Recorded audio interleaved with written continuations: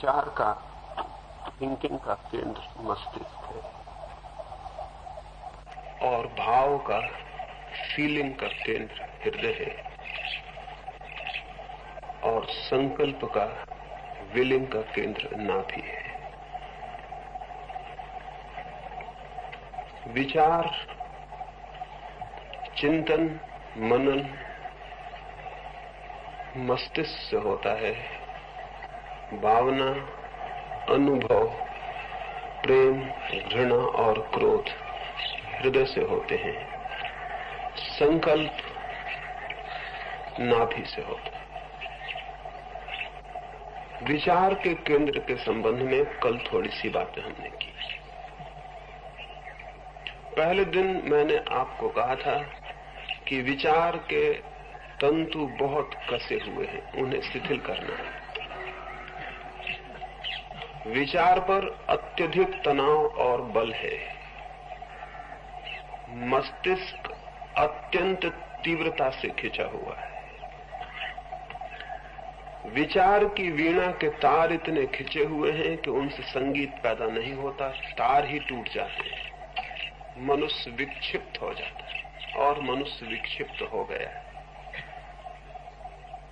ये विचार की वीणा के तार थोड़े शिथिल करने अत्यंत जरूरी हो गए हैं ताकि वे सम स्थिति में आ सके और संगीत उत्पन्न हो सके। विचार से ठीक उल्टी स्थिति हृदय की है। हृदय के तार बहुत ढीले हैं, उन्हें थोड़ा कसना जरूरी है ताकि वे भी सम स्थिति में आ सकें और संगीत पैदा हो सके।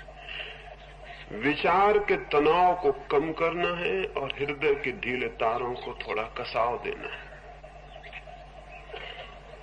विचार और हृदय के दोनों तार अगर सम अवस्था में आ जाएं, मध्य में आ जाएं, संतुलित हो जाएं, तो वो संगीत पैदा होगा जिस संगीत के मार्ग से नाभि के केंद्र तक की यात्रा की जा सकती। विचार कैसे शिथिल हो वो हमने कल बात की है। भाव, हृदय के तार कैसे कसे जा सके वो बात हमें आज सुबह करी। इसके पहले कि हम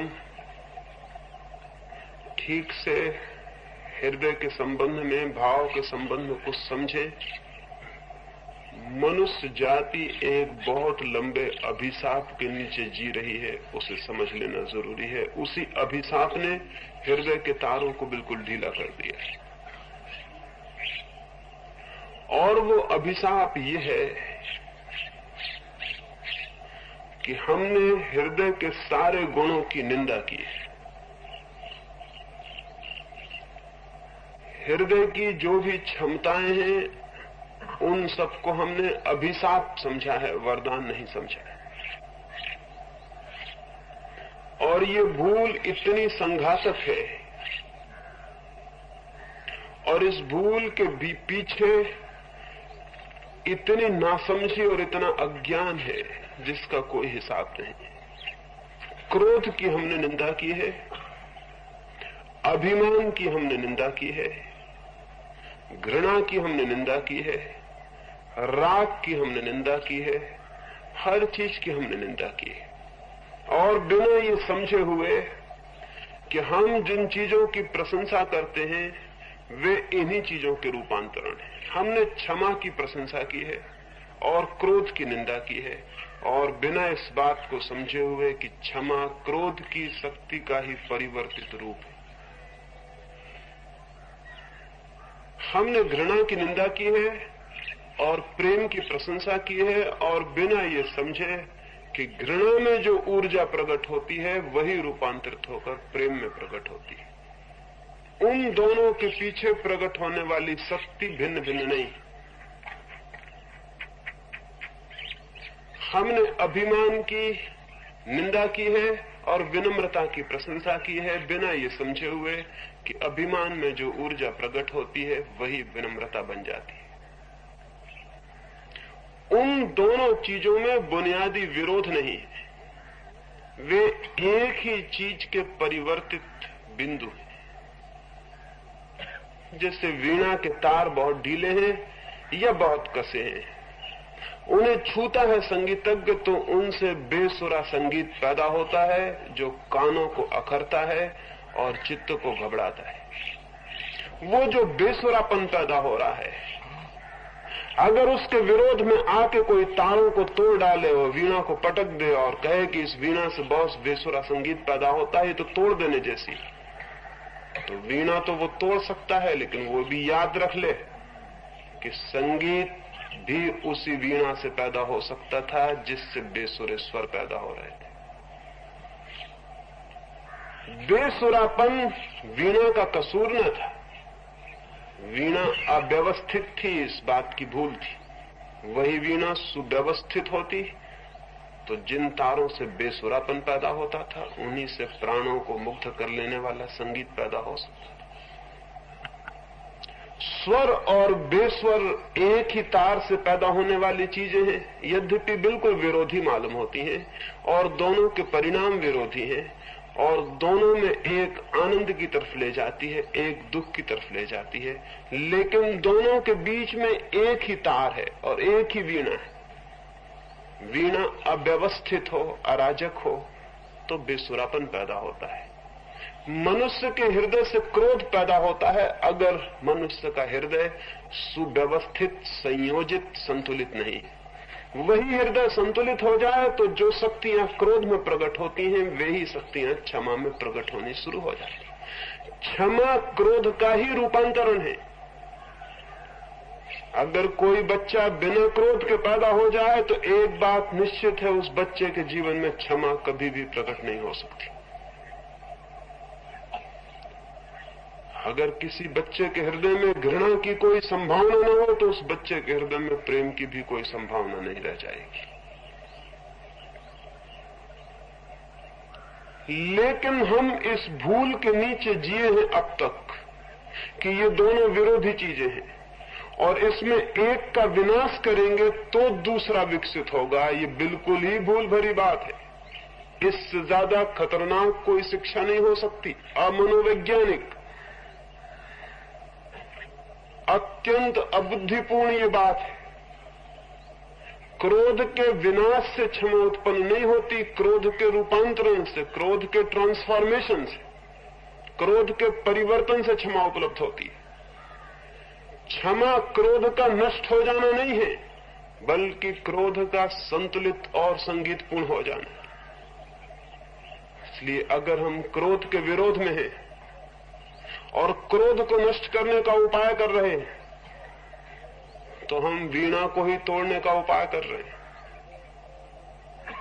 और एक ऐसा मनुष्य पैदा होगा जो अत्यंत दीनहीन होगा, जिसके हृदय की कोई भी शक्तियां विकसित नहीं हो पाएंगी। ये वैसे ही है जैसे किसी आदमी ने अपने घर के पास खाद का ढेर लगा रखा हो तो उसके घर के आसपास गंदगी फैल रही हो, बदबू फैल रही हो और वो आदमी परेशान हो कि माली तो कहता था कि खाद लाने से फूल पैदा होते हैं और फूलों से सुगंध आती है और हमारे घर में हमने खाद ला के रख ली है तो दुर्गंध फैल रही, घर बदबू से भरा जा रहा है, जीना मुश्किल हुआ जा रहा है। खाद लाने से जरूर फूल पैदा हो सकते हैं, लेकिन घर में खाद को भर लेने से नहीं। खाद का रूपांतरण होता है, बीजों के माध्यम से खाद फूलों में प्रवेश करती है और खाद की जो दुर्गंध थी वो एक दिन फूलों की सुगंध में परिवर्तित हो जाती है। लेकिन खाद को घर में भर लेने से तो कोई पागल हो जाए और खाद को फेंक देने से उसके फूल निर्जीव हो जाएंगे, निस्तेज हो जाएंगे। लेकिन खाद का रूपांतरण है, दुर्गंध सुगंध में परिवर्तित हो सकती। इसी कीमिया, इसी केमिस्ट्री का, इसी अल्केमी का नाम योग है, इसी अल्केमी का नाम धर्म है। जो जीवन में व्यर्थ है उसको सार्थक की दिशा में परिवर्तित करने की जो कला है वही धर्म है। लेकिन धर्म के नाम पर हम आत्मघात कर रहे हैं, सुसाइड कर रहे हैं। धर्म के नाम पर हमारी चेतना परिवर्तित नहीं होती। कोई बुनियादी भूलों के भीतर हम जी रहे हैं, कोई गहरी अभिशाप की छाया हमको पकड़े हुए है। हृदय इसलिए अविकसित रह गया कि हृदय के मौलिक गुणों के ही विरोध में हम खड़े हो गए। ये बात थोड़ी समझ लेनी जरूरी है। मैं देख पाता हूं कि मनुष्य का अगर ठीक ठीक विकास हो तो उसके जीवन में क्रोध का भी अपना अनिवार्य स्थल है, क्रोध की भी अपनी जगह है। उसके संपूर्ण जीवन के चित्र में क्रोध का भी अपना रंग है, और अगर उसे हम बिल्कुल अलग कर दें तो उसके जीवन का चित्र किन्हीं न किन्हीं अर्थों में अधूरा रह जाएगा, उसमें कोई रंग की कमी रह जाएगी। लेकिन बचपन से ही हम सिखाना शुरू करते हैं कि इन सारी चीजों को अलग कर देना, और अंधों की तरह हम बच्चों के पीछे पड़ जाते हैं इन सारी चीजों को अलग कर देने के लिए। अलग करने का कुल एक ही परिणाम हो सकता है कि जो हम बुरा कहते हैं बच्चा उसे दबा के बैठ जाए, अपने भीतर सप्रेस कर ले, दमन कर ले। दमित हृदय शिथिल हृदय होगा, उसके तार ठीक ठीक खींच नहीं पाएंगे। और फिर ये जो दमन होगा ये होगा बुद्धि के द्वारा, क्योंकि सब शिक्षा बुद्धि से गहरे नहीं जाती। आप किन्हीं भी बच्चों को सिखाएं कि क्रोध बुरा है तो आपकी ये शिक्षा हृदय तक पहुंचने वाली नहीं है। हृदय के पास सुनने के लिए कोई कान नहीं है, और हृदय के पास सोचने के लिए कोई शब्द नहीं है। ये सारी शिक्षा बुद्धि में जाएगी, और बुद्धि हृदय को परिवर्तित नहीं कर सकती है। तो एक कठिनाई पैदा हो जाएगी। बुद्धि सोच लेती है कि क्रोध करना बुरा है। आप रोज क्रोध करते हैं और पीछे पछताते हैं कि क्रोध करना बुरा है, आगे मैं क्रोध नहीं करूंगा। लेकिन ये बुद्धि का केंद्र सोच रहा है, और हृदय के केंद्र को इस बात की कोई खबर नहीं कि क्रोध बुरा है और अब आगे क्रोध नहीं करूंगा। कल फिर सुबह आप उठते हैं और जरा सी बात से क्रोध फिर शुरू हो जाता। आप बहुत हैरान होते हैं कि मैंने 25 दफे तय किया कि मैं अब क्रोध नहीं करूंगा, ये क्रोध फिर क्यों आ जाता है? मैं कितनी बार पश्चाताप कर चुका, फिर भी क्रोध क्यों आ जाता है? आपको पता ही नहीं है कि क्रोध करने वाला केंद्र अलग और पश्चाताप और विचार करने वाला केंद्र बिल्कुल अलग है। जो केंद्र निर्णय करता है कि मैं क्रोध नहीं करूंगा वो बिल्कुल भिन्न है, और जो केंद्र क्रोध करता है वो बिल्कुल भिन्न है। ये बिल्कुल दो अलग केंद्र हैं, इसलिए पश्चाताप और निर्णय का कोई परिणाम आपके क्रोध पर कभी भी नहीं पड़ता। आप क्रोध भी किए जाते हैं और पश्चाताप भी किए जाते हैं और दुखी भी हुए चले जाते हैं। जीवन भर आपको ख्याल में भी नहीं आता कि कहीं ये दोनों केंद्र इतने पृथक तो नहीं है कि इनका एक का निर्णय दूसरे तक पहुंच ही नहीं पाता। आदमी एक आंतरिक विघटन में, डिसइंटीग्रेशन में पड़ जाता है। हृदय का केंद्र और ही तरह से काम करता है। उस केंद्र के विकास के लिए कुछ और ही रास्ते हैं। बुद्धि उस केंद्र में बाधा देगी तो वो केंद्र केवल शिथिल और अस्त व्यस्त होगा, अनार्किक हो जाएगा, और हम सबका हृदय का केंद्र बिल्कुल ही अराजक हो गया है, बिल्कुल अव्यवस्थित हो गया है। पहली बात, निश्चित ही क्रोध रूपांतरित होना चाहिए लेकिन नष्ट नहीं। इसलिए पहला सूत्र हृदय के तारों को कसने के लिए यह है, हृदय के गुणों का विकास, विध्वंस नहीं। ये पहला सूत्र ठीक से समझ लेने की जरूरत है। हृदय के सारे गुणों का विकास, विध्वंस नहीं। आप थोड़े मुश्किल में पड़ेंगे, थोड़ा सोच में पड़ेंगे कि क्रोध का भी विकास करना चाहिए। मैं आपको कहूंगा निश्चित ही विकास होना चाहिए, क्योंकि विकसित क्रोध ही फिर एक दिन रूपांतरित होकर क्षमा बन सकता है। अन्यथा कभी भी क्षमा जीवन में उत्पन्न नहीं हो सकती। क्रोध की अपनी गरिमा और अपना गौरव है। दुनिया में जो बड़े से बड़े क्षमाशाली लोग हुए हैं, अगर आप उनका जीवन पढ़ेंगे तो आप पाएंगे कि वे अपने प्राथमिक दिनों में बड़े से बड़े क्रोधी लोग थे। दुनिया में जो बड़े से बड़े ब्रह्मचारी हुए हैं, अगर आप उनका जीवन पढ़ेंगे तो पाएंगे कि अपने प्राथमिक जीवन में उनसे ज्यादा कामुक, उनसे ज्यादा सेक्सुअल और कोई भी नहीं था। गांधी के जीवन में इतना ब्रह्मचर्य फलित हुआ, ये गांधी के प्राथमिक जीवन की अति कामुकता का फल है। गांधी अति कामुक थे। जिस दिन गांधी के पिता की मृत्यु हुई, चिकित्सकों ने कह दिया था कि पिता आज रात बच नहीं सकेंगे। उस रात भी गांधी अपनी पत्नी से दूर नहीं रह सके। वो अंतिम रात थी, बाप के मरने की रात थी।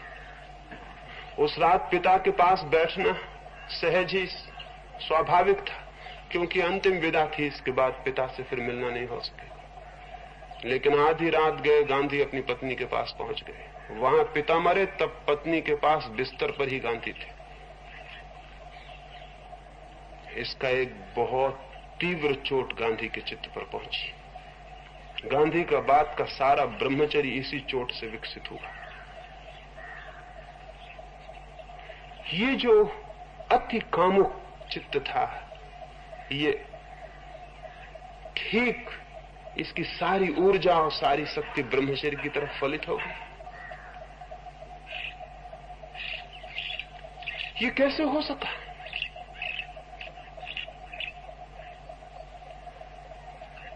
ये इसलिए हो सका कि शक्तियां हमेशा तटस्थ होती हैं, सिर्फ दिशाओं का परिवर्तन होता है। जो शक्ति सेक्स की तरफ बहती थी, वो सारी शक्ति विपरीत दिशा की तरफ बहनी शुरू हो गई। लेकिन शक्ति थी तो विपरीत बह सकी, और शक्ति हो ही नहीं तो विपरीत क्या खाक बहेगा? शक्ति हो तो दूसरी दिशा में भी जा सकती है, लेकिन शक्ति ही ना हो तो दूसरी दिशा में क्या जाएगा? कौन सी चीज जाएगी? सारी शक्तियां ठीक ठीक विकसित होनी चाहिए। मनुष्य को नैतिक शिक्षाओं के भ्रम ने अत्यंत दीनहीन, इम्पोर्टेंट, अत्यंत वीरहीन बना दिया। पुराने लोग हमसे ज्यादा गहरे अर्थों में जीवन को अनुभव करते थे। अकबर के दरबार में दो राजपूत युवक आए। दोनों भाई थे, और अकबर से जाकर उन्होंने कहा कि हम कोई नौकरी खोजने की तलाश में निकले। अकबर ने कहा तुम करना क्या जानते हो? उन्होंने कहा हम और तो कुछ नहीं करना जानते, लेकिन हम बहादुर लोग, हो सकता है हमारी आपको कोई जरूरत। अकबर ने कहा बहादुरी का प्रमाण पत्र लाए हो कोई? क्या सबूत कि तुम बहादुर? वो दोनों हंसने लगे, और उन्होंने कहा बहादुरी का भी कोई प्रमाण पत्र होता? हम बहादुर हैं। अकबर ने कहा बिना प्रमाण पत्र की नौकरी नहीं मिल सकती। वो दोनों हंसे, उन्होंने तलवारें निकाली और एक दूसरे की छाती में 1 सेकंड में वो तलवारें घुस गई। अकबर तो देखते रह गया। वो दोनों जवान जमीन पर पड़े थे, लहू का फव्वारा बह रहा था, लेकिन वो हंस रहे थे। उन्होंने कहा कि अकबर तुझे पता ही नहीं कि बहादुरी का एक ही प्रमाण पत्र हो सकता है, वो मौत, और तो कोई प्रमाण पत्र नहीं हो सकता। वो दोनों मर गए। अकबर की आंख में आंसू आ गए। उसकी कल्पना भी ना थी कि ये ऐसी घटना घट जाएगी। एक राजपूत सेनापति को उसने बुला के कहा कि बड़ी दुर्घटना हो गई, 2 राजपूत लड़के हत्या कर लिए। मैंने पूछ लिया प्रमाण पत्र। उस राजपूत ने कहा आपने बात ही गलत पूछी, ये तो किसी भी राजपूत के खून को खौला देगी। बहादुरी का कोई और प्रमाण पत्र हो सकता है सिवाय मौत के? सिर्फ कायर और कमजोर सर्टिफिकेट ला सकते हैं कि हाँ ये बहादुरी का सर्टिफिकेट हमारे पास लिखा हुआ रखा है, हम फला आदमी से लिखवा के लाए हैं कि बहादुर। क्योंकि कोई बहादुर किसी आदमी से लिखवा सकता है कि मैं बहादुर? कोई कैरेक्टर सर्टिफिकेट ला सकता है? आपने बात ही गलत पूछी।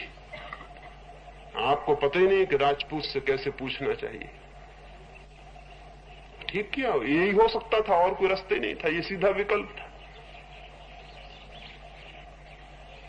ये जो इतना तीव्र क्रोध है, जो इतनी तेजस्विता है, ये व्यक्तित्व की बड़ी महिमापूर्ण गरिमा है। इस इससे सारी मनुष्य जाति हीन होती चली जाती है। आदमी की सारी तेजस्विता, सारा वीर्य नष्ट होता चला जाता है और हम समझते हैं कि हम बहुत अच्छी शिक्षाओं के अंतर्गत ये कर रहे हैं। ये बहुत अच्छी शिक्षाओं के अंतर्गत नहीं हो रहा। बच्चों का सारा विकास गलत नियमों के अनुकूल हो रहा है। उनके भीतर पुरुष का कुछ भी विकसित नहीं हो पाता। एक बहुत प्रसिद्ध लामा ने अपनी आत्मकथा में लिखा है कि जब मैं 5 वर्ष का था तो मुझे विद्यापीठ में पढ़ने के लिए भेजा गया। रात को मेरे पिता ने मुझसे कहा, तब मैं कुल 5 वर्ष का था, रात को मेरे पिता ने मुझसे कहा कि कल सुबह 4 बजे तुझे विद्यापीठ भेजा जाएगा और स्मरण रहे कि सुबह तेरी विदाई के लिए ना तो तेरी मां होगी और न मैं मौजूद रहूंगा। मां इसलिए मौजूद नहीं रखी जा सकती कि उसकी आंखों में आंसू आ जाएंगे और रोती हुई मां को छोड़ के तू जाएगा तो तेरा मन पीछे की तरफ होता रहेगा। और हमारे घर में ऐसा आदमी कभी पैदा नहीं हुआ जो पीछे की तरफ देखता हो। मैं इसलिए मौजूद नहीं रहूंगा कि अगर तूने एक भी बार घोड़े पे बैठ के पीछे की तरफ देख लिया तो फिर मेरा तू लड़का नहीं रह जाएगा, फिर इस घर का दरवाजा तेरे लिए बंद हो जाएगा। नौकर तुझे विदा दे देंगे सुबह और स्मरण रखे घोड़े पर से पीछे लौट के मत देखना। हमारे घर में कोई ऐसा आदमी नहीं हुआ जो पीछे की तरफ लौट के देखता हो। और अगर तूने पीछे की तरफ लौट कर देखा तो समझ लेना इस घर से फिर तेरा कोई नाता नहीं। 5 वर्ष के बच्चे से ऐसी अपेक्षा। 5 वर्ष का बच्चा सुबह 4 बजे उठा दिया गया और घोड़े पे बिठा दिया गया। नौकरों ने उसे विदा कर दिया। चलते वक्त नौकर ने भी कहा, बेटे होशियारी से, मोड़ तक दिखाई पड़ता है, पिता ऊपर से देखते हैं, मोड़ तक पीछे लौट के मत देखना। इस घर में सब बच्चे ऐसे ही विदा हुए लेकिन किसी ने पीछे लौट के नहीं देखा। और जाते वक्त नौकर ने कहा कि तुम जहां भेजे जा रहे हो वो विद्यापीठ साधारण नहीं है, वहां देश के श्रेष्ठतम पुरुष उस विद्यापीठ से पैदा होते, वहां बड़ी कठिन परीक्षा होगी प्रवेश की। तो चाहे कुछ भी हो जाए हर कोशिश करना कि उस प्रवेश परीक्षा में प्रविष्ट हो जाओ, क्योंकि वहां से असफल हो गए तो इस घर में तुम्हारे लिए कोई जगह नहीं रह जाएगी। 5 वर्ष का लड़का, उसके साथ ऐसी कठोरता। वो घोड़े पर बैठ गया और उसने अपनी आत्मकथा में लिखा है कि मेरी आंखों में आंसू भरने लगे, लेकिन पीछे लौट के कैसे देख सकता हूं उस घर को, पिता को, जिस घर को छोड़ के जाना पड़ रहा है मुझे अनजान में। इतना छोटा हूं लेकिन लौट के नहीं देखा जा सकता, क्योंकि मेरे घर में कभी किसी ने लौट के नहीं देखा। और अगर पिता ने देख लिया तो फिर इस घर से हमेशा के लिए वंचित हो जाऊंगा। इसलिए कड़ी हिम्मत रखी और आगे की तरफ देखता रहा, पीछे लौट के नहीं देखा। इस बच्चे के भीतर कोई चीज पैदा की जा रही, इस बच्चे के भीतर कोई संकल्प जगाया जा रहा है जो इसके नाभि केंद्र को मजबूत करेगा। ये बाप कठोर नहीं है, ये बाप बहुत प्रेम से भरा हुआ है। और हमारे सब माँ बाप गलत हैं जो प्रेम से भरे हुए दिखाई पड़ रहे हैं। वो भीतर के सारे केंद्रों को शिथिल किए दे रहे हैं। भीतर कोई बल, कोई संबल खड़ा नहीं किया जा रहा। वो स्कूल में पहुंच गया। 5 वर्ष का छोटा सा बच्चा, उसकी क्या सामर्थ्य, क्या हैसियत। स्कूल के प्रधान ने, विद्यापीठ के प्रधान ने कहा कि यहां की प्रवेश परीक्षा कठिन है, दरवाजे पर आंख बंद करके बैठ जाओ और जब तक मैं वापस ना आऊं तब तक आंख मत खोलना, चाहे कुछ भी हो जाए। यही तुम्हारी प्रवेश परीक्षा है। अगर तुमने आंख खोल ली तो हम वापस लौटा देंगे, क्योंकि जिसका अपने ऊपर इतना भी बल नहीं है कि कुछ देर तक आंख बंद किए बैठा रहे, वो और क्या सीख सकेगा। उसके सीखने का दरवाजा खत्म हो गया, बंद हो गया, फिर उस काम के लायक नहीं है, फिर तुम जाकर और कुछ करना। 5 वर्ष के छोटे से बच्चे को, वो बैठ गया दरवाजे पर आंख बंद करके। मक्खियां उसे सताने लगी, लेकिन आंख खोल के नहीं देखना है, क्योंकि आंख खोल के देखा तो मामला खत्म हो जाएगा। छोटे मोटे जो दूसरे बच्चे स्कूल में आ जा रहे हैं, कोई उसे धक्का देने लगा, कोई उसको परेशान करने लगा, लेकिन आंख खोल के नहीं देखना है, क्योंकि आंख खोल के देखा तो मामला सब खराब हो जाएगा। और नौकरों ने आते वक्त कहा है कि अगर प्रवेश परीक्षा में असफल हो गए तो ये घर भी तुम्हारा नहीं। 1 घंटा बीत गया, 2 घंटे बीत गए, वो आंख बंद किए बैठा है और डरा हुआ है कि कहीं भूल से भी आंख न खुल जाए। और आंख खोलने के सब टेम्पटेशन मौजूद हैं, वहां रास्ता चल रहा है, बच्चे निकल रहे हैं, मक्खियां सता रही हैं, कोई बच्चे उसे धक्के देते जा रहे हैं, कोई बच्चा कंकड़ मार रहा है, और उसे आंख खोलने का सब मन होता है कि देखे कि अब तक गुरु नहीं आया। 1 घंटा, 2 घंटा, 3 घंटा, 4 घंटा, उसने लिखा है 6 घंटे। और 6 घंटे बाद गुरु आया, उसने कहा बेटे तेरी प्रवेश परीक्षा पूरी हो गई, तू भीतर आ, तू संकल्पवान युवक है, बनेगा, तेरे भीतर संकल्प है, तेरे भीतर विल है, तू जो चाहे कर सकता है। 5-6 घंटे इस उम्र में आंख बंद करके बैठना बड़ी बात है। उसने उसे छाती से लगा लिया और उसने कहा तू हैरान मत होना, वो बच्चे तुझे सता नहीं रहे थे, वो बच्चे भेजे गए थे, उन्हें कहा गया था कि तुझे थोड़ा परेशान करेंगे ताकि तेरा आंख खोलने का ख्याल आ जाए। उस लामा ने लिखा है, उस वक्त तो मैं सोचता था मेरे साथ बड़ी कठोरता बरती जा रही, लेकिन अब जीवन के अंत में मैं धन्यवाद से भरा हूं उन लोगों के प्रति जो मेरे प्रति कठोर थे। उन्होंने मेरे भीतर कुछ सोई हुई चीजें पैदा कर दी, कोई सोया हुआ बल जग गया, लेकिन हम उल्टा कर रहे हैं। बच्चे को डांटना भी मत, मारना भी मत। और अभी तो सारी दुनिया में कॉर्पोरल पनिशमेंट बिल्कुल बंद कर दिया गया, बच्चों को कोई चोट नहीं पहुंचाई सकती, कोई शारीरिक दंड नहीं दिया जा सकता। ये निहायत बेवकूफी से भरी बात है, क्योंकि जिन बच्चों को किसी तरह का दंड नहीं दिया जा सकता, दंड अत्यंत प्रेमपूर्ण था, वो शत्रुता नहीं थी बच्चों के प्रति, क्योंकि उनके भीतर सोए हुए कुछ सेंटर्स उसी के अंतर्गत जागते थे। उनके भीतर रीढ़ खड़ी होती थी, मजबूत होती थी, उनके भीतर कोई बल पैदा होता था, उनके भीतर क्रोध भी जगता था और अभिमान भी जगता था, और उनके भीतर कोई रीढ़ खड़ी होती थी। हम बेरीढ़ के आदमी पैदा कर रहे हैं जो जमीन पर सरक सकते हैं लेकिन बाज पक्षियों की तरह आकाश में नहीं उड़ सकते। एक सरकता हुआ, रेंगता हुआ आदमी हम पैदा कर रहे हैं जिसके पास कोई रीढ़ नहीं, और हम सोचते हैं हम दया और प्रेम और नीति के अंतर्गत ये कर रहे हैं। और उसको भी हम यही सिखाते हैं कि क्रोध मत करना, उसको भी हम यही सिखाते हैं कि तेरे भीतर कोई तेजस्विता प्रकट ना हो तो बिल्कुल शांत और ढीला ढाला आदमी बनना, शिथिल। इस आदमी के जीवन की कोई आत्मा नहीं हो सकती।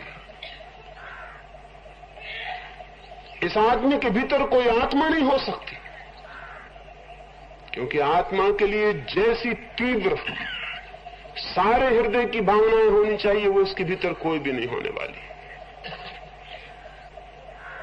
एक मुसलमान खलीफे था उमर, एक शत्रु से 12 वर्षों से उसका युद्ध चलता था।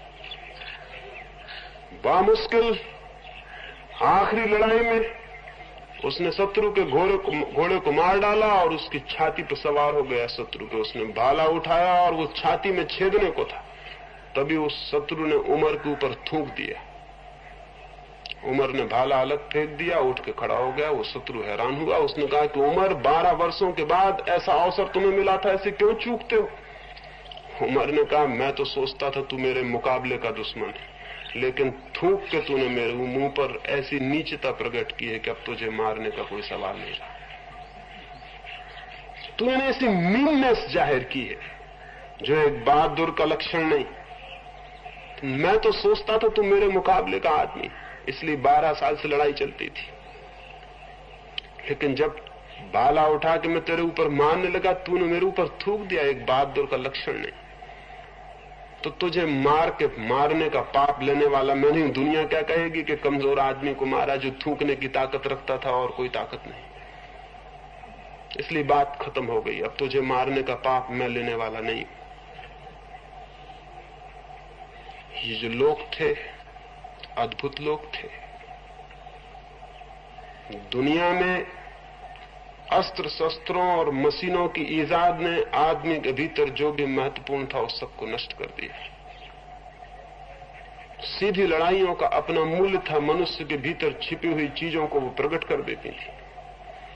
आज एक सैनिक कोई सीधी लड़ाई नहीं लड़ता, हवाई जहाज मोड़ के बम पटक देता, उससे बहादुरी का कोई संबंध नहीं, उससे भीतर के गुणों का कोई वास्ता नहीं। एक मशीन गन पे बैठ के बटन दबाता रहता है, उससे कोई वास्ता नहीं। तो आदमी की जिंदगी में जो भी छिपा हुआ था, उसके जगने की सारी संभावना छीन हो गई है। और तब आदमी इतना दीनहीन, इतना दुर्बल दिखाई पड़ता है, तो कोई आश्चर्य नहीं है, उसका ऑथेंटिक बीइंग पैदा नहीं हो पाता, उसके भीतर सारे तत्व जुड़ के खड़े नहीं हो पाते। और हमारी शिक्षाएं सब हैरानी से भरने वाली है। मेरी दृष्टि में मनुष्य के भीतर के सारे गुणों का तीव्रतम चरम विकास होना चाहिए, पहली बात। और चरम विकास हो तो ही इस चरम बिंदु पर ट्रांसफॉर्मेशन हो सकता है। सब परिवर्तन चरम बिंदुओं पर होते हैं, नीचे कोई परिवर्तन नहीं होते। पानी को हम गर्म करते हैं तो पानी कुनकुना हो के भाप नहीं बनता, कुनकुना पानी भी पानी ही होता है। लेकिन 100 डिग्री पर जब चरम अपनी गर्मी को उपलब्ध होता है तो एक क्रांति होती है, पानी भाप बनना शुरू हो जाता है। पानी 100 डिग्री पे भाप बनता है, उसके पहले भाप नहीं बनता। कुनकुना पानी भाप नहीं बनता है। हम सब कुनकुने आदमी हैं, हमारी जिंदगी में भी कोई परिवर्तन नहीं हो सकते। हमारी जिंदगी में भी कोई परिवर्तन नहीं हो सकते, क्योंकि एक विशिष्ट डिग्री तक हमारे चित्त की, हमारे हृदय की सारी शक्तियां विकसित होनी चाहिए, तो उनमें क्रांति हो सकती है, तो उनमें परिवर्तन हो सकता है। क्रोध की एक ठीक ठीक तेजस्वीता उपलब्ध हो तो ही क्षमा में परिवर्तन हो सकता, अन्यथा नहीं हो सकता। लेकिन हम तो क्रोध के शत्रु हैं, हम तो लोभ के शत्रु हैं, हम तो राग के शत्रु हैं, तो हम कुनकुने आदमी हो जाते हैं, ल्यूक वार्म आदमी हो जाते हैं। बस कुनकुनी जिंदगी रहती, उसमें कोई क्रांति कभी नहीं हो पाती। और इस कुनकुनेपन का इतना घातक मनुष्य के ऊपर असर हुआ है जिसका कोई हिसाब नहीं। मेरी दृष्टि में इसलिए पहली बात ध्यान में लेने की है कि हमारे व्यक्तित्व के, हमारे हृदय के सारे गुण ठीक से विकसित हों। और ठीक से विकसित क्रोध भी एक अपना सौंदर्य रखता है जो हमें दिखाई नहीं पड़ता। ठीक से विकसित क्रोध का भी अपना सौंदर्य है। ठीक से विकसित क्रोध का भी व्यक्तित्व में अपना तेज है, अपनी ऊर्जा है, अपना अर्थ है, अपना मीनिंग है। वो व्यक्तित्व को अपने ढंग का सहयोग देता है, अपना कंट्रीब्यूशन करता है, व्यक्तित्व को अपना दान देता है। हृदय की जितनी भावनाएं हैं वे सब तीव्रतम रूप से विकसित होनी चाहिए। और पहली बात विध्वंस नहीं, उनका विकास। दूसरी क्या बात? दूसरी बात है दमन नहीं, दर्शन। क्योंकि जितना हम हृदय की भावनाओं का दमन करते हैं, उतना ही हृदय हमारा अचेतन और अनकॉन्शियस होता चला जाता है। जिस चीज को हम दबाते हैं वो हमारी आंख से ओझल और अंधेरे में सरक जाती है। हृदय की सारी शक्तियों का स्पष्ट दर्शन होना चाहिए। अगर आपको क्रोध आ जाए तो राम राम जप के उसको दबाने की कोशिश मत करिए। क्रोध आ जाए तो एकांत कमरे में बैठ के द्वार बंद करके क्रोध पर ध्यान करिए। उस क्रोध को पूरी तरह देखिए कि ये क्रोध क्या है, ये क्रोध की शक्ति क्या है, मेरे भीतर ये क्रोध कहां से पैदा होता है, क्यों पैदा होता है, किस भांति मेरे चित्त को घेर लेता है और मुझे प्रभावित कर देता है। एकांत में मेडिटेशन करिए, क्रोध पर ध्यान करिए, क्रोध पर, क्रोध को पूरा देखिए, समझिए, पहचानिए कहां से पैदा होता, क्यों पैदा होता। तो आप धीरे धीरे क्रोध के मालिक हो जाएंगे और जो आदमी अपने क्रोध का मालिक हो जाता है, उसके हाथ में एक बड़ी शक्ति आ गई, उसके हाथ में एक बड़ा बल आ गया, वो आदमी बलशाली हो गया, वो आदमी आत्मबली हो गया। तो क्रोध से लड़ने का उतना सवाल नहीं जितना क्रोध को जानने का सवाल है, क्योंकि स्मरण रखें, ज्ञान से बड़ी कोई भी शक्ति नहीं है और अपनी ही शक्तियों से लड़ने से बड़ी कोई मूर्खता नहीं है। क्योंकि जो अपनी ही शक्तियों से लड़ता है वो इसी तरह की गलती कर रहा है जैसे कोई आदमी अपने ही दोनों हाथों को लड़ाने लगे। तो दोनों हाथ लड़ेंगे, कोई हाथ जीत नहीं सकेगा कभी भी, क्योंकि दोनों हाथ मेरे ही हैं। दोनों हाथों के पीछे से मैं ही लड़ रहा हूं, दोनों हाथों में मेरी ही शक्ति प्रवाहित हो रही है। तो दोनों हाथों की लड़ाई में मेरी ही शक्ति नष्ट हो रही, कोई जीत नहीं सकता। दोनों हाथों में न तो बायां जीतेगा न दायां जीतेगा। एक बात तय है कि दोनों हाथों की लड़ाई में मैं हार जाऊंगा, कि मेरी सारी शक्ति व्यर्थ और अपव्यय हो जाएगी। जब आप क्रोध से लड़ते हैं तो क्रोध में जो शक्ति है वो किसकी? वो आपकी। क्रोध में जो शक्ति प्रकट हो रही है वो आपकी। जो लड़ रहा है वो आप है। आप अपने को ही तोड़ के लड़ेंगे तो आप खंडित से खंडित होते चले जाएंगे। डिसइंटीग्रेशन का इसका परिणाम होगा, आप अखंड व्यक्ति नहीं रह जाएंगे। और अपने ही भीतर जो व्यक्ति अपने से ही लड़ता है, पराजय के अतिरिक्त उसके जीवन में कोई उपलब्धि कभी नहीं होती, हो ही नहीं सकती, वो असंभव है। लड़िए मत, जानिए, अपनी शक्तियों को पहचानिए, उनसे परिचित हो जाइए। इसलिए दूसरा सूत्र है दमन नहीं दर्शन। सप्रेस मत करिए। जब भी जो भी शक्ति भीतर उठती है, हम एक अपरिचित शक्तियों का समूह, हम बहुत अनजान शक्तियों का केंद्र, जिन शक्तियों का हमें कोई परिचय नहीं, कोई बोध नहीं। हजारों साल पहले भी आकाश में बिजली चमकती थी, आदमी डरता था, भयभीत होता था, हाथ जोड़ के बैठ जाता था कि भगवान आप नाराज हो गए हैं, क्या हो गया, घबराता था। बिजली जो थी वो भय का कारण थी। लेकिन आज हम जानते हैं बिजली हमने बांध ली। आज बिजली भय का कारण न रही, सेवक बन गई।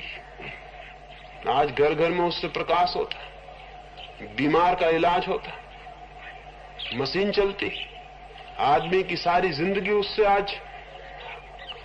आज उससे प्रभावित, उससे संचालित, उसकी मालिक हो गई। लेकिन हजारों साल तक आदमी सिर्फ डरता था, क्योंकि बिजली को जानता नहीं था कि बिजली क्या है। एक बार जान लिया कि क्या है तो हम उसके मालिक हो गए। ज्ञान मालिक बना देता है। हमारे भीतर भी बहुत बिजलियों से भी बड़ी ताकतें प्रज्वलित हैं, चमकती हैं। क्रोध चमकता है, घृणा चमकती है, प्रेम चमकता है। हम घबरा जाते हैं, डर जाते हैं कि ये क्या हो रहा, क्योंकि इन सारी शक्तियों को हम जानते नहीं कि ये क्या है। तो अपनी जिंदगी को एक प्रयोगशाला बनाइए और भीतर की उन सारी ताकतों को जानने, निरीक्षण करने, पहचानने के प्रयास में संलग्न हो जाइए। भूल के भी दमन तो करिए मत, भूल के भयभीत मत होइए, लेकिन जो भी भीतर है उसे जानने की फिक्र करिए। क्रोध आ जाए तो सौभाग्य समझिए, और जो आदमी क्रोध में आपको ला दे उसको धन्यवाद दीजिए कि उसने एक मौका दिया है, आपके भीतर एक ताकत जग गई, अब आप उसको देख सकेंगे। और एकांत में उस ताकत को शांति से देखिए, पहचानिए, खोजिए वो क्या है। जितना आपका ये जानना बढ़ेगा, जितनी आपकी ये अंडरस्टैंडिंग गहरी होगी, उतने ही आप अपने क्रोध के मालिक हो जाएंगे। उतना ही आप पाएंगे वो आपके हाथ में खेलने वाली एक ताकत हो गई है। और जिस दिन आप क्रोध के मालिक हैं, उस दिन आप क्रोध को परिवर्तित कर सकते हैं, उसको बदल सकते हैं। जिसके हम मालिक हैं उसे हम बदल सकते हैं, जिसके हम मालिक नहीं उसे हम बदलेंगे कैसे। और जिससे आप लड़ते हैं, ध्यान रखें, उसके आप मालिक कभी भी नहीं हो सकते, क्योंकि शत्रु का मालिक होना असंभव है। केवल मित्र का ही मालिक हुआ जा सकता है। और अपने ही भीतर की ताकतों के अगर आप शत्रु हो गए तो आप कभी उनके मालिक नहीं हो सकते। प्रेम के अतिरिक्त कोई विजय नहीं है। तो ये जो भीतर सारी शक्तियों का अनंत भंडार है, न तो घबराइए इससे, न इसकी निंदा करिए, इसको पहचानने चलिए कि क्या क्या छिपा है आदमी के भीतर। आदमी के भीतर इतना छिपा है जिसका कोई हिसाब नहीं। हम अभी आदमी की शुरुआत भी नहीं है। 10-25 हजार साल में शायद जो आदमी होगा, हम उससे उतने ही फासले पर हो जाएंगे जैसे बंदर हमसे फासले पर हो गए। वो बिल्कुल नई जाति हो सकती है, क्योंकि आदमी के भीतर कितनी शक्तियां हैं उनका अभी हमें कोई बोध नहीं है। वैज्ञानिक कहते हैं कि मनुष्य के मस्तिष्क का भी कोई आधे से ज्यादा हिस्सा बिल्कुल बेकार पड़ा हुआ है, उसका कोई उपयोग ही नहीं हो रहा। मस्तिष्क का थोड़ा सा हिस्सा काम कर रहा है, बाकी सारा हिस्सा बंद पड़ा हुआ है। ये जो बाकी हिस्सा है ये व्यर्थ तो नहीं हो सकता, क्योंकि प्रकृति में कुछ भी व्यर्थ नहीं है। हो सकता है आदमी का अनुभव, आदमी का ज्ञान विकसित हो तो ये बंद पड़ा हुआ हिस्सा भी सक्रिय हो जाए और काम करे, और तब मनुष्य और क्या जान सके उसके लिए हम कुछ भी नहीं कह सकते। एक आदमी अंधा है तो उसके लिए प्रकाश जैसी चीज दुनिया में नहीं रह जाती। फिर प्रकाश है ही नहीं उसके लिए। आंख नहीं है तो प्रकाश नहीं है। जिन प्राणियों के पास आंख नहीं है उन्हें पता भी नहीं हो सकता कि प्रकाश भी है जगत में। उन्हें कल्पना भी नहीं हो सकती, वो सपना भी नहीं देख सकते कि प्रकाश भी है जगत में। हमारे पास 5 इंद्रियां हैं। कौन कह सकता है कि 6वीं इंद्रिय होती तो हम कुछ और चीजें जानते जो कि जगत में हो? कौन कह सकता है कि 7 इंद्रियां होती तो हम और भी चीजें जानते जो कि जगत में हो? और कौन कह सकता है कि इंद्रियों की कितनी सीमा है, वे कितनी हो सकती है? हम जो जानते हैं वो अत्यल्प है, और हम जो जीते हैं वो उससे भी अत्यल्प है। तो हमारे भीतर हम जितना जानेंगे, जितना भीतर प्रवेश करेंगे, जितने परिचित होंगे, उतना ही ज्यादा हमारी जीवन शक्ति विकसित होती है और हमारी आत्मा सघन होती है। तो दूसरा सूत्र ध्यान में लेने जैसा है कि हम अपनी किसी भी शक्ति का दमन न करें, बल्कि उसे जानें, पहचानें, खोजें, देखें। और इसी के साथ एक हैरानी का अनुभव आपको होगा कि अगर आप क्रोध को जानने गए, अगर आपने बैठ के शांति से क्रोध को देखने और दर्शन का प्रयास किया, तो आप एक हैरानी से भर जाएंगे कि जैसा आप दर्शन करने को प्रवृत्त होंगे वैसा ही क्रोध विलीन होगा। जैसे आप क्रोध को निरीक्षण करेंगे वैसा ही क्रोध तिरोहित हो जाएगा। तब आपको एक बात दिखाई पड़ेगी कि क्रोध आपको पकड़ता है मूर्छा में। जब आप होश से भरते हैं तो क्रोध विलीन होता है। अगर आपके मन में कामुक भावना उठी है और आप उसका निरीक्षण करने चले गए हैं तो आप पाएंगे वो विसर्जित हो गई है। तब आप पाएंगे कि काम पैदा होता है मूर्छा में और निरीक्षण करने से विलीन हो जाता है। तो आपके हाथ में एक अद्भुत सूत्र उपलब्ध हो जाएगा, वो ये कि मूर्छा के अतिरिक्त क्रोध और काम और लोभ का मनुष्य के ऊपर कोई बल नहीं। और जैसे ही वो निरीक्षण करता है, होश से भरता है, अवेयरनेस से भरता है, वैसे ही क्रोध विलीन हो जाता है। एक मेरे मित्र थे, उनको बहुत क्रोध की बीमारी थी। वो मुझसे कहे कि मैं तो बहुत परेशान हो गया हूं और अब मेरे बस के बाहर है ये बात, आप ही कुछ रास्ता मुझे बता दें, मुझे कुछ भी न करना पड़े, क्योंकि मैं तो हैरान हो गया हूं। मुझे अब आशा नहीं रही कि मैं कुछ कर सकता हूं, इस क्रोध के बाहर हो सकता हूं। मैंने उन्हें एक कागज पर लिख के दे दिया, एक छोटा सा वचन कि अब मुझे क्रोध आ रहा है, और मैंने कहा इस कागज को अपने खीसे में रखें और जब भी आपको क्रोध आए निकाल के कृपा करके इसको पढ़ लें और फिर वापस रख दें। मैंने कहा इतना तो आप कर ही सकते, इससे ज्यादा तो ये तो इतना अत्यल्प है कि इससे कम और करने के लिए क्या आपसे प्रार्थना की जाए। इस कागज को पढ़ लिया करें और वापस रख लिया करें। उन्होंने कहा ये मैं कोशिश करूंगा। कोई 2-3 महीने बाद मुझे मिले। मैंने कहा क्या हिसाब है? उन्होंने कहा मैं तो हैरान हो गया, इस कागज ने तो मंत्र का काम किया। क्रोध आता और मैं इसको निकालते हूं तभी मेरे हाथ पे ढीले हो जाते। हाथ खीसे में डाला और मुझे ख्याल आया कि क्रोध आ रहा है, कुछ बात ढीली हो जाती, भीतर से वो पकड़ चली जाती।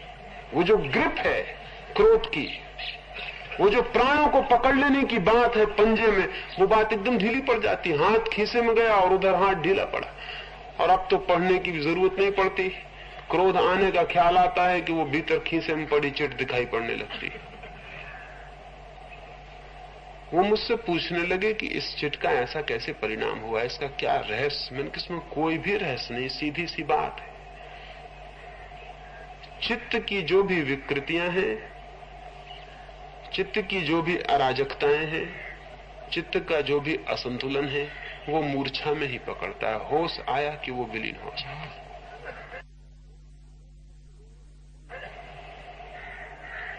तो निरीक्षण के 2 फल होंगे। ज्ञान विकसित होगा इन सारी शक्तियों का और ज्ञान मालिक बनाता है। और दूसरा परिणाम होगा कि ये शक्तियां जिस रूप में अभी पकड़ती हैं पागल की तरह, उस रूप में इनके पकड़ने की सामर्थ्य क्षीण हो जाएगी, शिथिल हो जाएगी। और धीरे धीरे आप पाएंगे कि पहले तो क्रोध आ जाता है, तब आप निरीक्षण करते हैं। फिर धीरे धीरे आप पाएंगे क्रोध आता है और साथ ही निरीक्षण आ जाता है। फिर धीरे धीरे आप पाएंगे क्रोध आने को होता है और निरीक्षण आ जाता है। और जिस दिन क्रोध के पहले निरीक्षण का बोध आ जाता है, उस दिन क्रोध के पैदा होने की कोई संभावना नहीं रह जाती, कोई विकल्प नहीं रह जाता। पश्चाताप मूल्य का नहीं है, पूर्व बोध मूल्य का है। क्योंकि पश्चाताप होता है पीछे, पीछे कुछ भी नहीं किया जा सकता। पीछे रोना धोना बिल्कुल ही व्यर्थ है, क्योंकि जो हो चुका है उसे ना अब करना असंभव है। जो हो चुका उसे अंडन करना असंभव है, क्योंकि अतीत की तरफ लौटने की कोई गुंजाइश नहीं, कोई मार्ग नहीं, कोई द्वार नहीं। लेकिन जो नहीं हुआ उसे बदला जा सकता है। पश्चाताप का मतलब ही है पीछे जो जलन पकड़ लेती है, वो उसका कोई मतलब नहीं, वो बिल्कुल नासमझी से भरा हुआ। क्रोध किया वो गलती हो गई, और फिर पश्चाताप किया वो दोहरी गलती हो रही, वो व्यर्थ ही आप परेशान हो रहे हैं, उसका कोई मूल्य नहीं। पूर्व बोध तब विकसित होगा जब हम निरीक्षण करें, धीरे धीरे चित्त की सारी वृत्तियों का निरीक्षण करें। दूसरा सूत्र है दर्शन, दमन नहीं। और तीसरा सूत्र है रूपांतरण, ट्रांसफॉर्मेशन। चित्त की प्रत्येक वृत्ति रूपांतरित होती है, हो सकती है। हर चीज के अनेक रूप हैं। हर चीज अपने से विपरीत रूपों में भी परिवर्तित हो सकती है। ऐसी कोई भी वृत्ति नहीं है, ऐसी कोई भी शक्ति नहीं है जो शुभ की दिशा में, मंगल की दिशा में प्रवाहित न की जा सके। और स्मरण रखें कि जो चीज अशुभ बन सकती है वो अनिवार्य रूपेण शुभ बन सकती है। जो चीज अमंगल बन सकती है वो अनिवार्य रूपेण मंगल बन सकती है। मंगल और अमंगल, शुभ और अशुभ दिशाएं हैं। सिर्फ रूपांतरित, सिर्फ दिशा परिवर्तित हो और सारी चीज दूसरी हो जाए। एक आदमी दिल्ली के पास से भागा चला जा रहा था और उसने किसी को पूछा कि दिल्ली कितने दूर है। उस आदमी ने कहा अगर आप सीधे ही भागे चले जाते हैं तो सारी पृथ्वी का चक्कर लगाएंगे तब दिल्ली उपलब्ध हो सकती है। क्योंकि दिल्ली की तरफ आपकी पीठ है, और अगर आप पीछे लौट पड़ते हैं तो दिल्ली से ज्यादा निकट और कोई भी गांव नहीं है। दिल्ली केवल लौटने पीछे देखने की बात है और आप दिल्ली पहुंच जाते हैं। वो आदमी भागे जा रहा है जिस दिशा में, उस दिशा में पूरी पृथ्वी का परिक्रमा करे तो ही पहुंच सकता है, और लौट पड़े तो पहुंचा ही हुआ है अभी और यहीं पहुंच सकता है। हम जिस दिशाओं में बहे जाते हैं उन दिशाओं में ही बहते रहें तो हम कहीं भी नहीं पहुंच सकते, पृथ्वी की परिक्रमा लेकर भी नहीं पहुंच सकते, क्योंकि पृथ्वी छोटी है और चित्त बड़ा है। पृथ्वी की परिक्रमा एक आदमी पूरा भी कर ले, लेकिन चित्त की परिक्रमा असंभव हो, बहुत बड़ा है, बहुत विराट है, बहुत अनंत है। पृथ्वी की परिक्रमा पूरी भी हो जाएगी एक दिन, वो आदमी वापस दिल्ली आ सकता है, लेकिन चित्त और भी बड़ा है पृथ्वियों से, उसकी पूरी परिक्रमा बहुत लंबी है। तो लौटने का बोध, दिशा परिवर्तन का, वापस लौटने का, रूपांतरण का बोध तीसरी बात ध्यान में रखने की है। अभी हम जैसे भी बहे जा रहे हैं हम गलत बहे जा रहे हैं। गलत का क्या सबूत है? गलत का सबूत है कि हम जितने बहते हैं उतने खाली होते हैं, जितने बहते हैं उतने दुखी होते हैं, जितने बहते हैं उतने अशांत होते हैं, जितने बहते हैं उतने अंधकार से भरते हैं। तो निश्चित ही हम गलत बहे जा रहे हैं। आनंद एकमात्र कसौटी है जीवन की। जिस जीवन में आप बहे जा रहे हैं अगर वहां आनंद उपलब्ध नहीं होता है तो जानना चाहिए आप गलत बहे जा रहे हैं। दुख गलत होने का प्रमाण है और आनंद ठीक होने का प्रमाण है। इसके अतिरिक्त कोई कसौटियां नहीं है। न किसी शास्त्र में खोजने की जरूरत है, न किसी गुरु से पूछने की जरूरत है।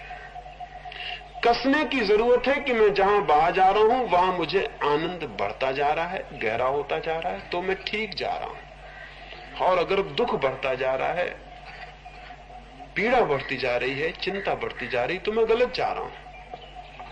इसमें किसी को मान लेने का भी सवाल नहीं, अपनी जिंदगी में खोज कर लेने का सवाल है कि हम रोज दुख की तरफ जाते हैं या रोज आनंद की तरफ जाते हैं। अगर आप अपने से पूछेंगे तो कठिनाई नहीं होगी। बूढ़े भी कहते हैं कि हमारा बचपन बहुत आनंदित था। इसका मतलब क्या हुआ कि वो गलत बह गए, क्योंकि बचपन तो शुरुआत थी जिंदगी की और वो आनंदित था और अब वो दुखी है। शुरुआत आनंद थी और अंत दुख ला रहा है तो जीवन गलत बहा। होना उल्टा चाहिए था।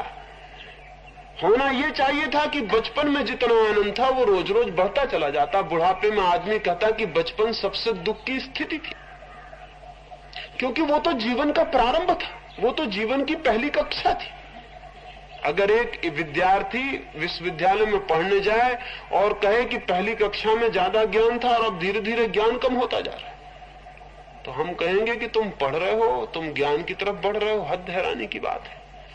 पहली कक्षा में अज्ञान ज्यादा था, ये समझ में आने वाली बात थी। ज्ञान कम था, ये समझ में आने वाली बात थी। और अब ज्ञान बढ़ना था, अज्ञान कम होना था। जीवन की पहली कक्षा में लोग कहते हैं कि बहुत सुख था।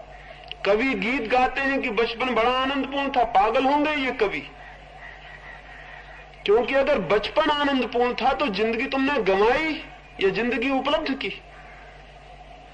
तो अच्छा था कि तुम बचपन में मर जाते तो तुम सुखी मर जाते, अब तुम व्यर्थ ही दुखी मरोगे। तो धन्यभागी हैं वो जो बचपन में मर गए। तो जो आदमी जितना जिंदा रह रहा है उतना आनंद बढ़ना चाहिए, लेकिन हमारा आनंद घटता है। वो कभी गलती नहीं कहते, वो जीवन के अनुभव की बात कह रहे हैं बेचारे, ठीक ही कह रहे हैं। हमारा आनंद घटता ही चला जाता है। रोज रोज हमारा सब घटता चला जाता है। रोज बढ़ना था तो हम कुछ गलत जाते हैं। हमारी जीवन दिशा कुछ भूल भरे मार्गों पर प्रवाहित होती है, हमारी ऊर्जा कुछ गलत प्रवाहित होती है। इसकी निरंतर खोजबीन, इसका परीक्षण, इसकी कसौटी मन में साफ होनी चाहिए। और अगर आपको साफ हो जाए कसौटी और खोज स्पष्ट हो जाए कि मैं गलत बह रहा हूं, तो ठीक बहने के लिए दुनिया में कोई आपको बाधा नहीं दे रहा है सिवाय आपके। अतिरिक्त आपके इस जगत में आपको ठीक बहने के लिए कोई भी बाधा नहीं दे रहा है। दो फकीर एक संध्या अपने झोपड़े पर पहुंचे। वे 4 महीने से बाहर थे और अब वर्षा आ गई थी तो अपने झोपड़े पर वापस लौटे थे। लेकिन झोपड़े के करीब आकर जो आगे युवा फकीर था वो एकदम क्रोध से भर गया और दुखी हो गया।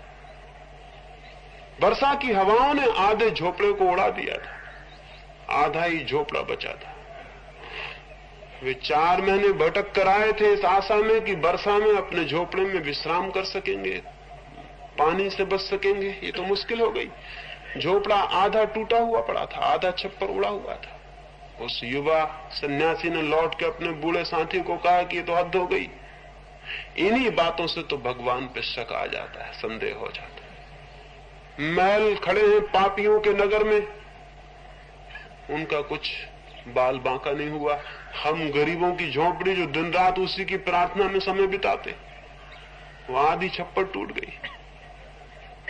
इसलिए मुझे शक हो जाता है कि भगवान है भी, ये प्रार्थना है भी, कि हम सब गलती में पड़े, हम पागलपन में पड़े। हो सकता है पाप ही असली सच्चाई हो, क्योंकि पाप के महल खड़े रह जाते हैं और प्रार्थना करने वालों के झोपड़े उड़ जाते हैं। वो क्रोध से भर गया और निंदा से भर गया और उसे अपनी सारी प्रार्थनाएं व्यर्थ मालूम पड़ी। लेकिन वो जो बूढ़ा साथी था वो हाथ आकाश की तरफ जोड़ के खड़ा हो गया और उसकी आंखों से आनंद के आंसू बहने लगे। तो ये वक्त तो हैरान हुआ, उसने कहा क्या करते हैं आप? उस बूढ़े ने कहा मैं परमात्मा को धन्यवाद देता हूं, क्योंकि जरूर ही आंधियों का क्या भरोसा था, पूरा झोपड़ा भी उड़ा के ले जा सकती थी। भगवान ने ही बीच में कोई बाधा दी होगी, इसलिए आधा छप्पर बचा, नहीं तो आंधियों का क्या भरोसा था, पूरा छप्पर भी उड़ सकता था। हम गरीबों की भी उसे फिक्र है और ख्याल है, तो उसे धन्यवाद दे दूं। हमारी प्रार्थनाएं सुनी गई, हमारी प्रार्थनाएं व्यर्थ नहीं गई, नहीं तो आधा छप्पर बचना मुश्किल था। फिर वे रात दोनों सोए। सोच ही सकते हैं आप, दोनों अलग अलग ढंग से सोए, क्योंकि जो क्रोध और गुस्से से भरा था, जिसकी सारी प्रार्थनाएं व्यर्थ हो गई थी, वो रात भर करवट बदलता रहा और रात भर उसके मन में न मालूम कैसे कैसे दुख स्वप्न चलते रहे, चिंताएं चलती रही।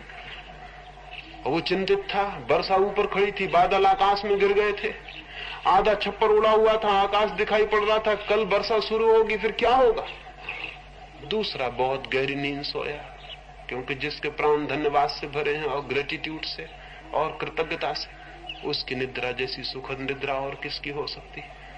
वो सुबह उठा और नाचने लगा और उसने एक गीत गाया और उस गीत में उसने कहा कि परमात्मा, हमें पता भी न था कि आधी झोपड़े का इतना आनंद हो सकता है। अगर हमें पहले से पता होता तो हम तेरी हवाओं को कष्ट भी न देते, हम खुद ही आधा छप्पड़ अलग कर देते। ऐसी आनंददायी नींद तो मैं कभी सोया ही नहीं। आधा छप्पड़ नहीं था तो जब भी रात आंख खुली तो तेरे आकाश के तारे भी दिखाई पड़े, तेरे गिरते हुए बादल भी दिखाई पड़े। अब तो बड़ा आनंद होगा, वर्षा आने को है, कल से पानी पड़ेगा। हम आधे छप्पड़ में सोए भी रहेंगे और रात तेरी बूंदों का आवाज, तेरी बूंदों का संगीत भी हमारे पास ही पड़ता रहे। हम पागल रहे, अब तक हमने कई वर्षाएं ऐसे ही पूरे छप्पड़ के भीतर छिपे हुए बिता दी। हमें पता भी न था कि आधे छप्पड़ का भी कोई आनंद हो सकता। अगर हमें मालूम होता, हम तेरी आंधियों को तकलीफ भी न देते, हम खुद ही आधा छप्पड़ अलग कर देते। उस दूसरे युवक ने पूछा कि मैं ये क्या सुन रहा हूं, ये सब क्या बकवास है, ये क्या पागलपन है, ये तुम क्या कहते हो? उस बूढ़े ने कहा, मैंने बहुत खोजा और मैंने ये अनुभव कर लिया कि जिस बात से दुख बढ़ता हो वो जीवन दिशा गलत है, और जिस बात से आनंद बढ़ता हो वो जीवन दिशा सही है। मैंने भगवान को धन्यवाद दिया, मेरा आनंद बढ़ा। तुमने भगवान पर क्रोध किया, तुम्हारा दुख बढ़ा। तुम रात बेचैन रहे, मैं रात शांति से सोया। अभी मैं गीत गा पा रहा हूं और तुम क्रोध से जले जा रहे हो। बहुत पहले मुझे समझ में आ गया कि जो आनंद बढ़ाता है वही जीवन दिशा सही है, और मैंने अपनी सारी चेतना को उसी तरफ प्रवाहित किया है। मुझे पता नहीं भगवान है या नहीं, मुझे पता नहीं उसने हमारी प्रार्थनाएं सुनी या नहीं सुनी, लेकिन सबूत है मेरे पास कि मैं आनंदित हूं और नाच रहा हूं और तुम रो रहे हो और क्रोधित हो और परेशान हो। मेरा आनंद मैं जैसा जी रहा हूं उसके सही होने का सबूत है, तुम्हारा दुख तुम जैसे जी रहे हो उसके गलत होने का सबूत है। तीसरी बात है निरंतर इस बात का परीक्षण कि किन दिशाओं से मेरा आनंद घनीभूत होता है। किसी से पूछने जाने की कोई भी जरूरत नहीं है। रोज रोज की जिंदगी में रोज रोज कसौटी हमारे पास है, आनंद की कसौटी है। जैसे पत्थर पर सोने को कसते हैं और जांच लेते हैं क्या सही और गलत है, और सुनार फेंक देता है जो गलत है उसे एक तरफ, और जो सही है तिजोरी में रख लेता है। आनंद की कसौटी पर रोज रोज कसते रहें, क्या है सही और क्या है गलत। जो गलत है वो बिक जाएगा, जो सही है उसकी संपदा धीरे धीरे इकट्ठी हो जाएगी। ये 3 सूत्र सुबह के लिए। फिर रात्रि इस संबंध में कुछ और बात शेष होगी तो वो आपसे बात की जा सकेगी। अब हम सुबह के ध्यान के लिए बैठेंगे।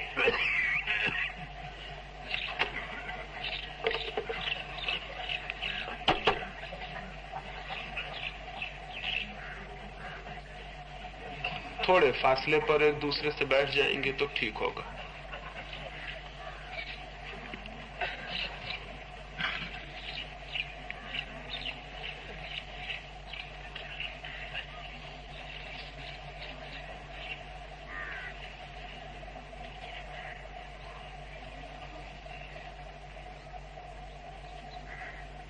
थोड़े फासले से एक दूसरे को कोई छूता हुआ न हो।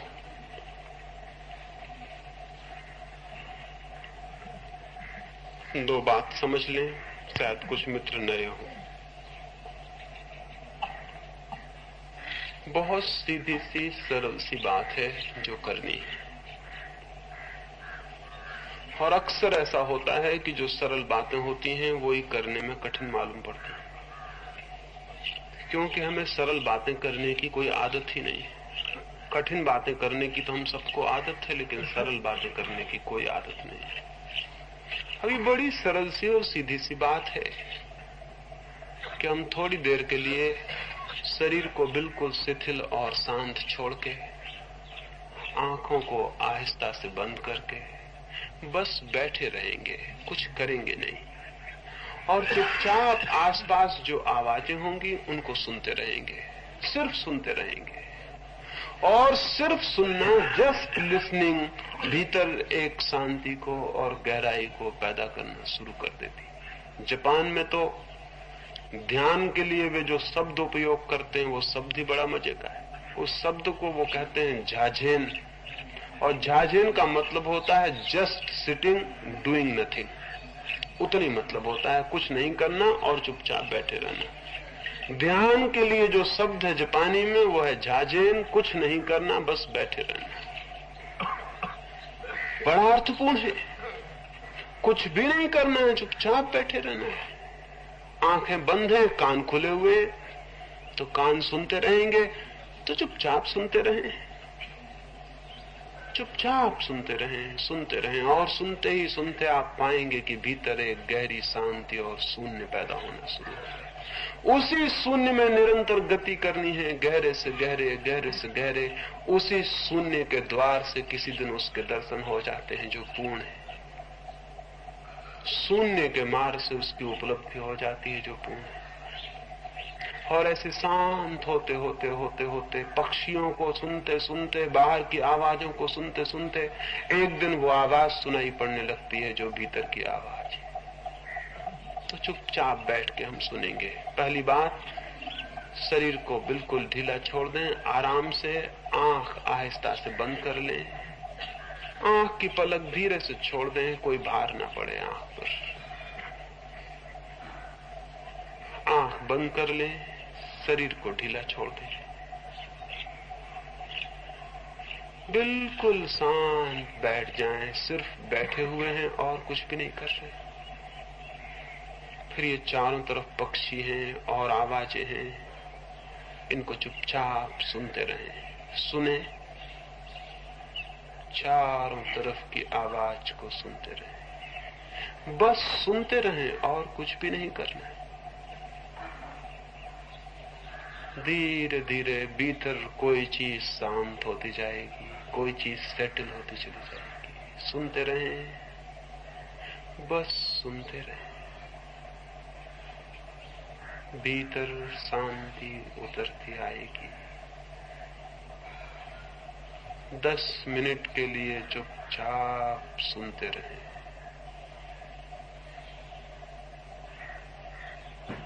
बिल्कुल आराम से सुनते रहें।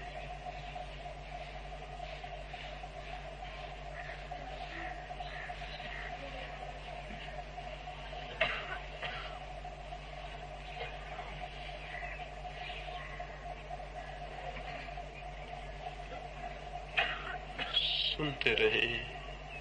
मन शांत होता जाता है। मन शांत हो रहा है। मन शांत हो रहा है।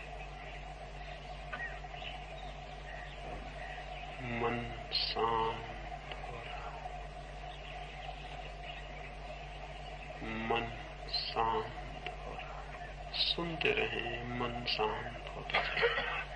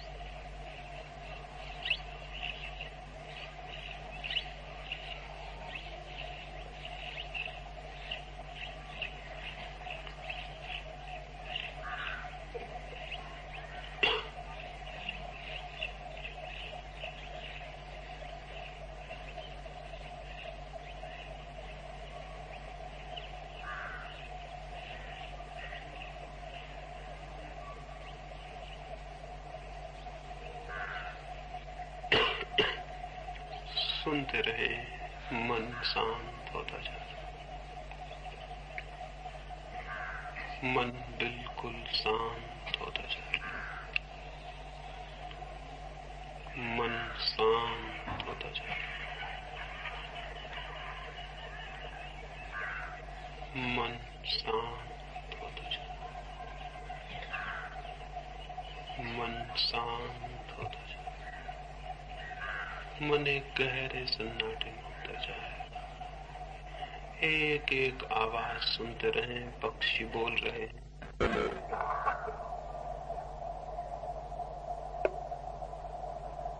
एक एक आवाज सुनते रहें। चिड़ियां गीत गा रही। सुने।